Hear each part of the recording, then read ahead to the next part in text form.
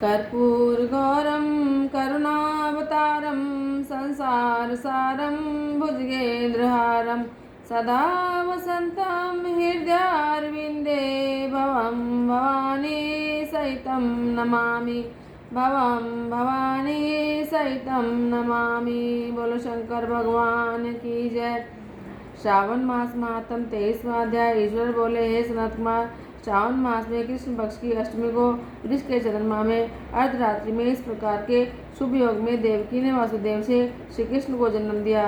भारत के पश्चिम प्रदेशों में युगादि तिथि के अनुसार मास का नामकरण होता है, अतः श्रावण की अष्टमी को भाद्रपद अष्टमी समझना चाहिए।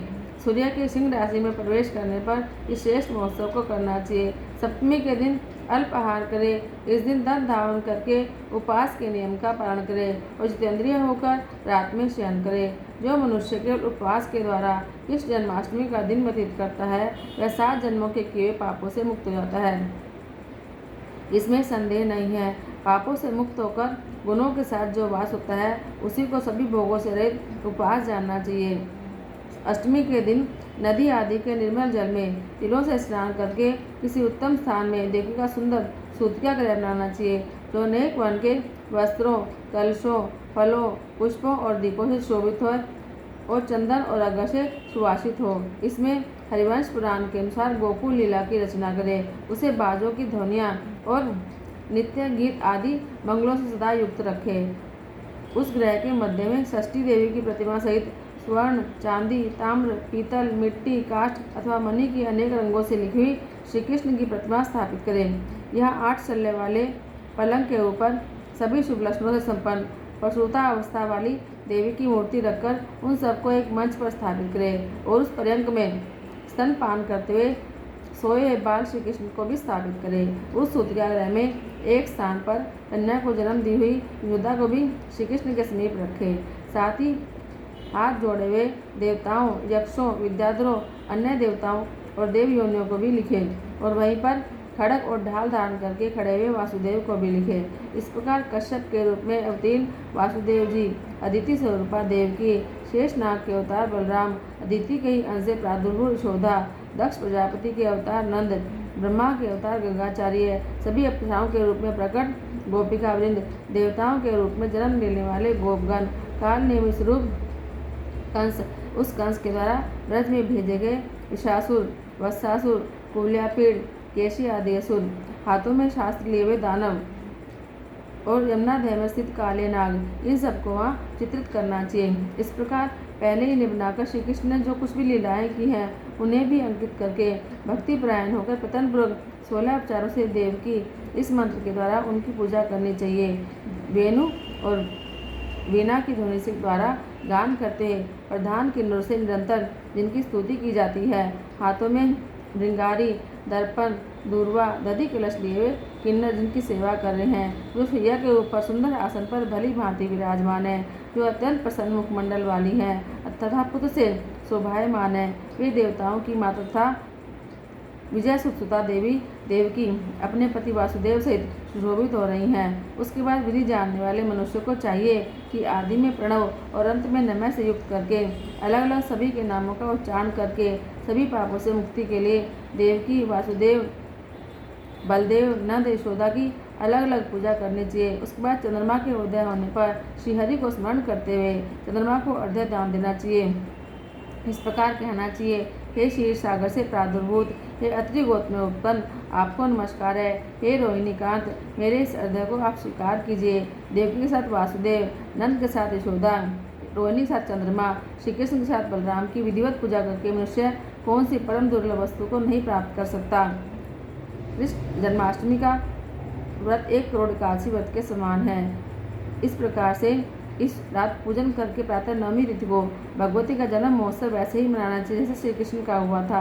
उसके बाद भक्तिपूर्वक ब्राह्मणों को भोजन कराना चाहिए। उन्हें जो जो अच्छा लगे गोधन आदि प्रदान करना चाहिए। उस समय यह कहना चाहिए, श्री कृष्ण मेरे ऊपर प्रसन्न हो। गो तथा ब्राह्मण का हित करने वाले आप वासुदेव का नमस्कार है। शांति हो, कल्याण हो, ऐसा कहकर उनका विसर्जन कर देना चाहिए।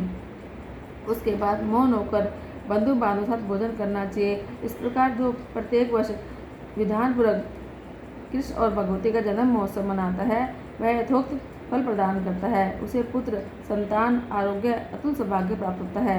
वह इस लोक में धार्मिक बुद्धि वाला होकर मृत्यु के बाद वैकुंठ लोक को जाता है। हे सनत कुमार, अब इसके उद्यापन का वर्णन करूँगा। इसे किसी पुण्य दिन में विधि पूर्वक करें। एक दिन पूर्वक एक बार भोजन करें और रात में हृदय में विष्णु का स्मरण करते हुए शयन करें। उसके बाद प्रातःकाल संध्या आदि कृत्य संपन्न करके ब्राह्मणों से स्वस्ति वाचन कराए और आचार्य का वर्ण करके ऋतुजों की पूजा करें। उसके बाद वित्त साठे से रहित होकर एक पल या आधे पल या उससे भी अधिक आधे पल सोने की प्रतिमा बनानी चाहिए और इसके बाद रंचित मंडप में मंडल के भीतर ब्रह्मा आदि देवताओं की स्थापना करें। इसके बाद यहाँ तांबे अथवा मिट्टी का एक घट स्थापित करें। उसके ऊपर चांदी या बांस का एक पात्र रखें। उसमें गोविंद की प्रतिमा रखकर वस्त्र से आच्छादित करके व्यक्ति 16 उपचारों से वैदिक तथा तांत्रिक मंत्रों के द्वारा विधिवत पूजन करें। उसके बाद शंख में पुष्प, फल, चंदन और नारियल फल सहित शुद्ध जल लेकर पृथ्वी पर घुटने टेककर यह कहते हुए देवकी सहित भगवान श्री कृष्ण को अर्घ्य प्रदान करें। कंस के वध के लिए, पृथ्वी का भार उतारने के लिए, कौरवों के विनाश के लिए, दैत्यों के संहार के लिए आपने अवतार लिया है। हे हरे, मेरे द्वारा प्रदत्त इस अर्घ्य को आप देवकी सहित ग्रहण कीजिए। इसके बाद बुद्धिमान को चाहिए कि चंद्रमा को पूर्वोक्त विधि से अर्घ्य प्रदान करें। पुनः भगवान से प्रार्थना करें, हे जगन्नाथ, हे देवकी पुत्र, हे प्रभो, हे वासुदेव पुत्र, हे अनंत, आपको नमस्कार है। भवसागर से मेरी रक्षा कीजिए। इस प्रकार देवेश्वर से प्रार्थना करके रात्रि में जागरण करना चाहिए। पुनः प्रातःकाल शुद्ध जल से स्नान करके जनार्दन का पूजन खीर, तिल और घृत के मूल मंत्र के द्वारा भक्तिपूर्वक 108 आहुति देकर पुरुष सुख से हवन करें और पुनः इदम विष्णुरय चक्र में इस मंत्र से केवल घी की आहुतियाँ देनी चाहिए। पुनः पूर्णाहुति देकर तथा होम से संपन्न करने के बाद आभूषण तथा वस्त्र आदि से आचार्य की पूजा करनी चाहिए। उसके बाद व्रत की संपूर्णता के लिए दूध देने वाली, सरल स्वभाव वाली, बछड़े से युक्त, उत्तम लक्षणों से संपन्न, सोने की सींग, चांदी के खुर, कांसे की धोइनी, मोती की पूंछ, ताम्र की पीठ, सोने के घंटे से अलंकृत की हुई एक कपिला गो को वस्त्र में आच्छादित करके दक्षिणा से दान करना चाहिए। इस प्रकार दान करने से वस्त्र संपूर्णता को प्राप्त होता है। कपिला गो के अभाव में अन्य गो भी दी जा सकती है। इसके बाद ऋतुजों को यथा योग्य दक्षिणा प्रदान करें। इसके बाद 8 ब्राह्मणों को भोजन कराए, उन्हें भी दक्षिणा दे। पुनः सावधान होकर जल से परिपूर्ण कलश ब्राह्मण को प्रदान करें। उससे आज्ञा लेकर अपने बंधुओं के साथ भोजन करें। हे ब्रह्मपुत्र, इस प्रकार व्रत का उद्यापन कृत्य करने पर वह बुद्धिमान मनुष्य उसी क्षण पाप रहित हो जाता है और पुत्र पौत्र से युक्त और धन धान्य से संपन्न होकर बहुत समय तक सुखों का उपभोग कर अंत में वैकुंठ को प्राप्त करता है। बोलो श्री शंकर भगवान की जय।